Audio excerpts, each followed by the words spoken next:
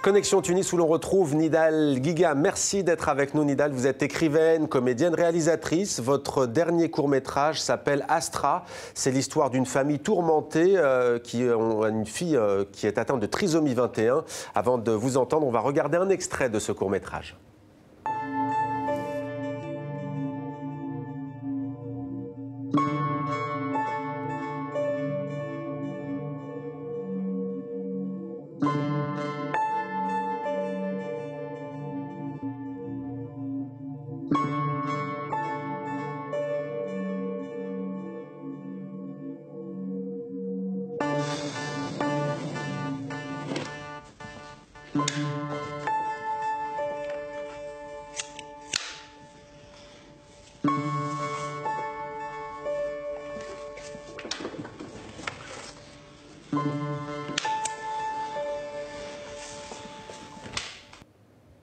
Astra, signé Nidal Guiga, qui est avec nous en direct de Tunis. Alors, une mère en apparence froide et distante qui essaye à tout prix de cacher l'existence de cette fille. Pourquoi ce choix de sa part? Est-ce que c'est parce que l'on vit dans des sociétés, selon vous, de plus en plus normatives?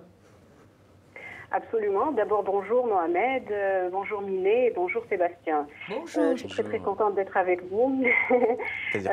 Oui, en fait, quand j'ai écrit mon intention de réalisation dès le départ, c'était clair dans ma tête, je voulais absolument parler de la problématique de la différence. Que veut dire être différent aujourd'hui en Tunisie ou ailleurs et quel est surtout le point de vue de la société, la position de la société, de la foule, de la communauté par rapport aux gens différents. Parce que ce que j'ai remarqué, c'est justement qu'il y a la dictature de la communauté qui refuse totalement les gens différents. Et donc, je ne parle pas réellement de la maladie en tant que maladie, de la trisomie 21 en tant que maladie. Je prends ça comme une métaphore. Donc voilà, c'est métaphorique pour moi. Je parle plutôt de la problématique de la différence.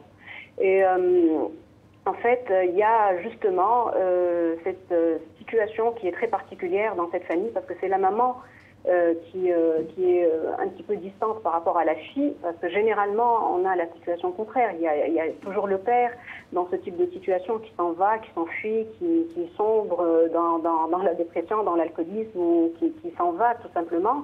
Et la maman, comme la société lui attribue tout le temps le rôle de la mère qui doit faire des sacrifices, qui doit être là, protectrice aussi, oui. Je me suis dit, c'est pas possible. Une maman... Oui, c'est vrai, elle fait des sacrifices, mais une maman, elle peut aussi avoir des états d'âme, elle peut avoir des états de faiblesse, elle peut vivre un état de déni, elle peut elle aussi sombrer dans la dépression. Et pourquoi dois-je absolument rester dans cette situation cliché, dans le rapport stéréotypé qu'on a entre hommes et femmes? Et donc j'ai décidé de faire le contraire. Donc c'est le père qui s'occupe de la fille et c'est la maman qui fait un déni total et qui distance par rapport à la fille. Est-ce que vous diriez que vous êtes attaqué à un tabou? Oui, parce que en fait, on m'a posé pas mal de questions. On m'a posé pas mal de questions quand j'ai fait des débats après les projections à Tunis ou à Dubaï, par exemple. Quand j'ai présenté le film là-bas, il était en sélection officielle du Festival de Dubaï. Et donc, les gens, justement, me posent automatiquement la question, pourquoi est-ce que la mère est comme ça?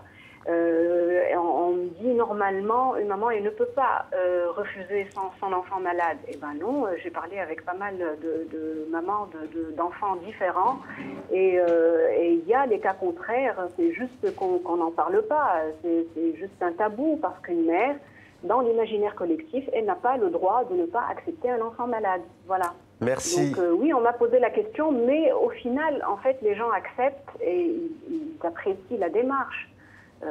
Voilà. Merci beaucoup Nidal Guiga d'avoir été avec nous. Astra, donc, pour ce court-métrage. Je précise que vous travaillez en ce moment sur un long-métrage, une histoire d'amour dans une ville en guerre. Je n'en dis pas plus. Merci à vous d'avoir été avec nous, Nidal, en direct de Tunis. Merci beaucoup. Merci à vous.